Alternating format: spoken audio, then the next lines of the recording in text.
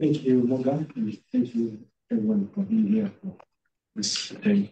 Share a little about the experience of mentorship activity, which have been conducting in Rwanda, especially in the rural area district hospital. This was a mentorship which was done by my society, Rwanda Society of Obstetricians and Gynecologists, and it has really made impact on safe surgery, especially for C-section, Cesarian section. So, and thank you also, Dr. Kate, for introducing us. And as she has already talked about me, I'm Adolphe. I'm also working as clinical director of Kachi Hospital, which is one of the Kigali City Hospital, and work also as clinical lecturer at the University of Rwanda. Actually, Rwanda having this opportunity of being Rwanda Women's Health Equity Fellow at the university here. There is some disclosure, I will say, some slide that's not for research purpose. There is information from my society and some also data from my hospital when I use that because of the presentation. So as I was introduced, I'm coming from Rwanda, which is one of the highly infected population country of more than 13 million and a half. And it's a very small country with only 10,000 square miles. And it has four provincial. As you can see, it has east and north and west and south. My hospital is in the middle, where it's called Gasau. It's where my hospital works, but the mentorship activity has been done all over the country in different hospitals. My society, Rwanda Society of Obstetrics and Gynecology, it has been established in 2012 and by ministerial order, as you can see. And we do have only 101 obstetric and gynecologists all over the country. And it has 42 district hospitals with health center around 500, 499, and what we call health posts. Those are other health facilities less than health center, 680. We do have 4 university teaching hospitals and 4 provincial hospitals for each provincial site, which has level 2 teaching hospital. And we do have 4 level 1 teaching hospitals all over the country. As I said, it is a big population of 13 million and a half. And most of them, I mean, majority, which is 52% are female. But the obstetrician, as I said, they have to deal with that. Maternal mortality rate has declined to 203, which is not bad compared to other countries, despite the number of the obstetrician and gynecologist. In my country, we do have only 2 MFM specialists, 2 only, and 2 are in fellowship. Those fellowship are also trained by Ethiopian doctors who have come for this program as well. We have only 2, we don't have any yet gynecologists in my country. We have only 2 fellows who are in year 2 doing residency, fellowship for gynecology. And we have 1 fellow in family planning. Most of us were trained by regional faculty staff from USA, especially from Duke and Yale University. Those were making kind of partnership and MU with our university to train local faculty staff. After their time, they left some of us taking over, doing that kind of training as a fellow colleagues. As I want to talk a little about the mission of my society, it has mission to contribute to the improvement of women's health, especially also doing research in obstetric and gynecology, promoting excellent clinical practice. It does some outreach program and teaching session, and it has also a mission to advise Ministry of Health in matters related to health of women. It works with government and other NGOs to improve maternal health. Some of the achievement are normally, with RSOG, we normally have every year annual conference, and since it has been established, the next year conference is going to be done in December on the 30th, and it will be, we conduct this professional with other professional societies and stakeholders, and with other to talk about some evidence-based practice with local context.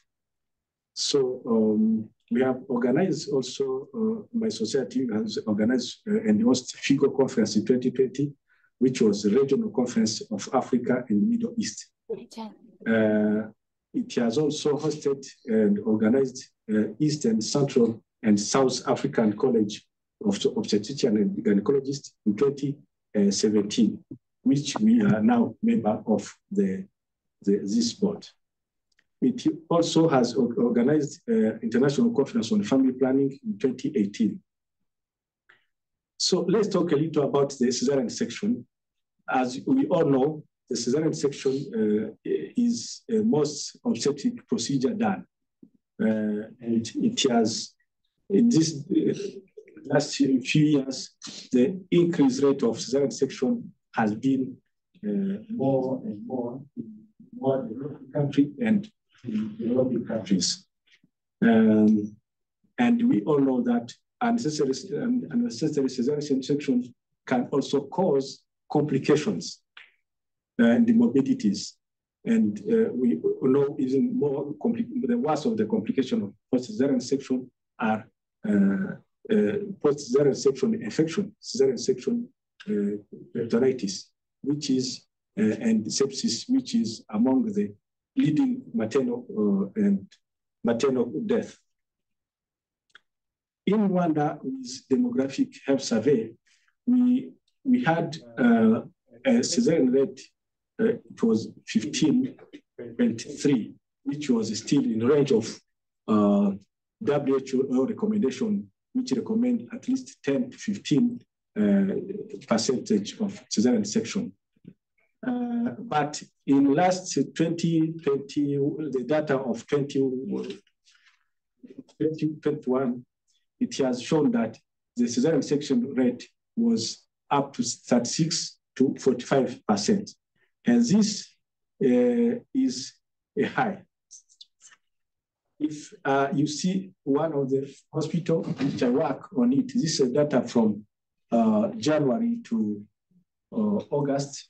The cesarean section rate was to that range, which is, you can compare like national worldwide. This is not only my hospital data, but it can be considered as national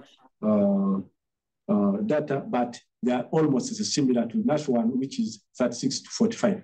The highest here was 34.6 in June, as you can see. And if you see the patient who has delivered monthly to my hospital were around 500 more to 609, which average is around 560 of the deliveries per month. And cesarean section rate, that was the figure I present to you. But I want to present this because of some SSI, surgical site infection, which can even be complicated to peritonitis. As you can see, each month there were cases of surgical site infection. There was not any single month where we didn't find surgical site infection. As you can also, it was a big number, to 1.5%, where you can see even in February, there were 3.5% of surgical site infection of the patient who underwent cesarean sections. So you understand that C-section has also much of the complications. This is the same number, and also the number of SSI. But the mentorship activity which we did was also to reduce some of the complication and to equip, to give a knowledge to the general GP, general practitioners at district hospital. We are, of course, few in number of specialists, and some of the district hospitals, they don't have specialists. They don't have, all districts are not covered with OB-GYN. Maybe you can find some, like in my hospital, we are 3, but there are any hospital where they don't have even 1. And we did this for district hospital, and it used to be every month, 3 days. Each of us has where he used to go. Like myself, I have my hospital, Ruli, which is in northern part. I've been doing this mentorship for 3 years. Each month, you have to choose 3 days of your choice where you have to be in contact with your mentee to go to the hospital and to teach him about the cesarean section performances, where if you validate that GP, he will be one of supporter to that hospital to give more of intervention in case, and also to give safe surgery for cesarean section. And we initiated some quality improvement projects where you are giving you also some target of some quality improvement also to improve health of women. And this project has been for, initially, it started with 14 district hospitals in my hospital, I mean in our settings. Later, we have other partners with other NGOs. It increased another 30 districts. And this was called Bahoneza project. It is with USAID and other project, or NABEL, which is a Belgian NGO, but we call it in our local language to say well-being of women. So we conducted this, it had been there since 2020 in NABEL, but there were other projects we started before. I took this because of time, maybe to give short of the projects. As you can see, with project of Barame, which is a Belgian project, NGO, we have selected 52 Métis in the year 2020-2021. Only 36 were validated.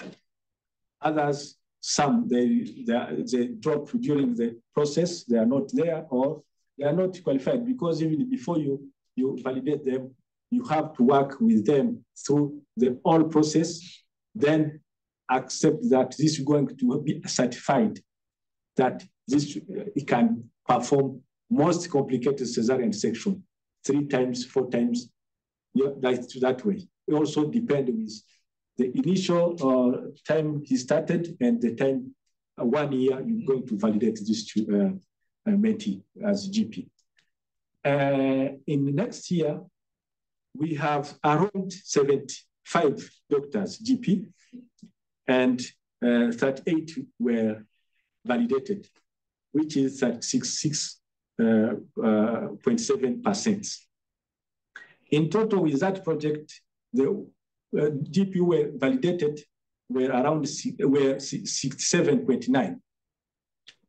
With project of Bahoneza and USAID, which has included 30 districts, we the past year also 59 were selected and validated 55, which is 93% of them. As you can see, the other next year of 21-22, 65 were selected, mentee, and 47 were validated. For this year, we don't have yet data about the validating doctor. This will be in December. This project, we also have some project which some also of activity RSOG did was focused on comprehensive package with integrating post-abortion care and safe abortion and family planning. This were also project, other activity in those 3 districts, and it was supported by Ministry of Health and the Imbuto Foundation, which is the First Lady Foundation. Those are other health providers we trained about the SRH project and other activities. So some challenges I want to talk about. As you have seen all the data of the hospital, which I didn't have the data for the national worldwide, I just take sample of that for some challenges. In that hospital, we deliver around 600 births per month. We do have only 18 GP, general practitioners, but most of them, they are also qualified to perform cesarean section, even the most complicated.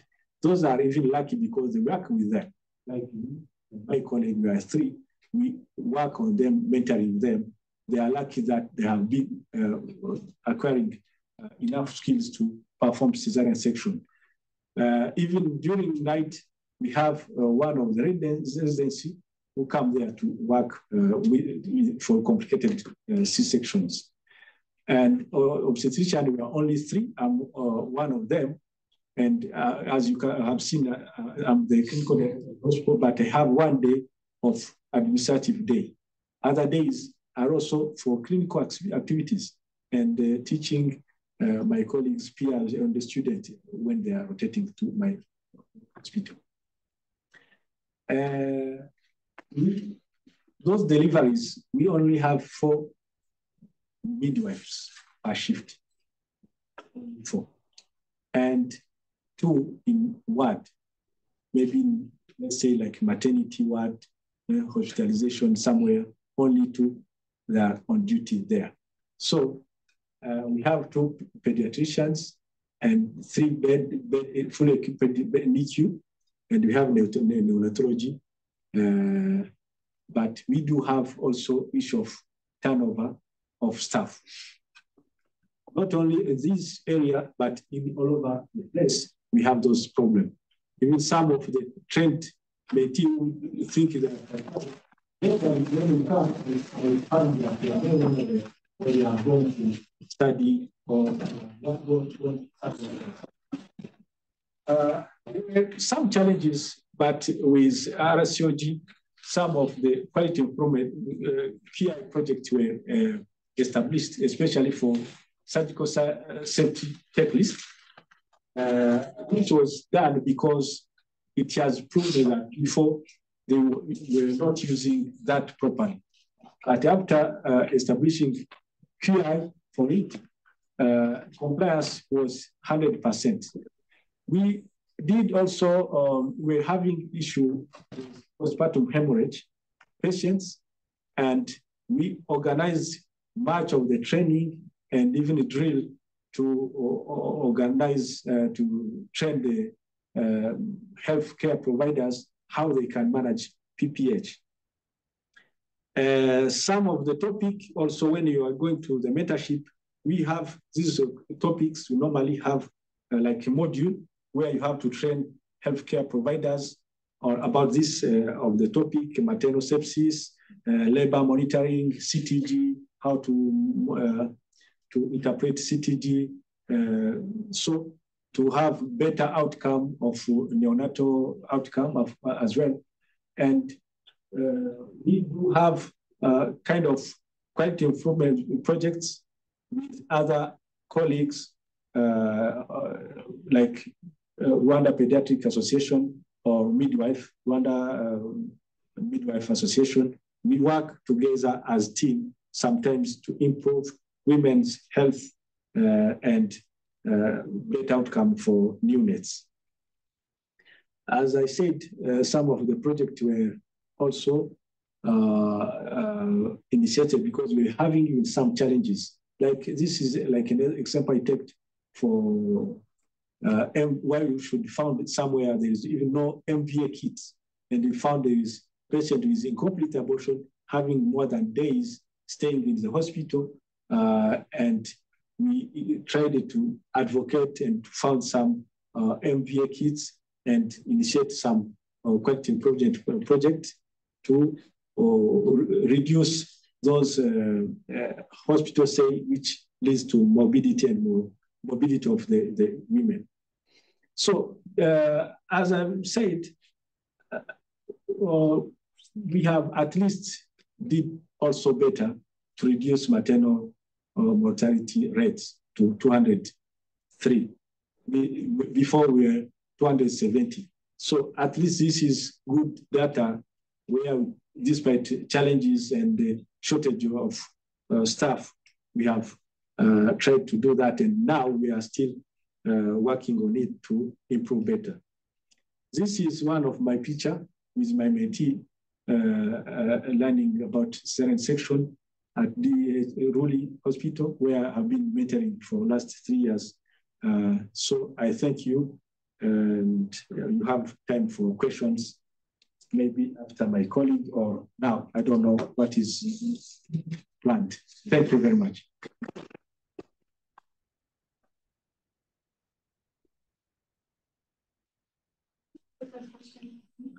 Question now? Yeah, I got a quick one. So why do you think the prevalence of C-sections has increased since 2014? Yeah, good question.